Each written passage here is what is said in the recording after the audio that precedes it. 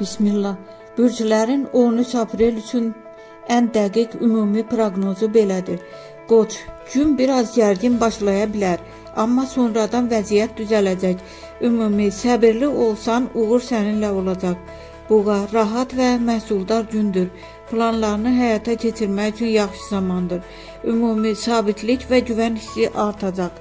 Əkicilər, ünsiyyət və yeni xəbərlər gündəmdədir.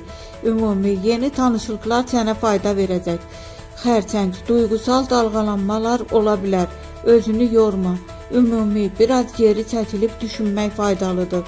Şir, parlaq və uğurlu gündür. Diqqət mərkəzində olacaqsan. Ümumi özünü göstərmək üçün ideal vaxtdır. Qız, kiçik problemlər səni narahat edə bilər. Ümumi detallara çox taxılma. Ümumi mənzərəni gör. Tərəzi, münasibətlərdə müsbət dəyişikliklər mümkündür. Ümumi harmoniya tapacaqsan. Əqrəb, intuisiya güclüdür, doğru qərarlar verəcəksən.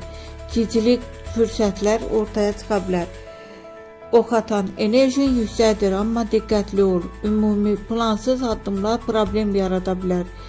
Oğlaq, iş və karyerada irəliləyiş var. Ümumi zəhmətinin qarşılığını alacaqsan.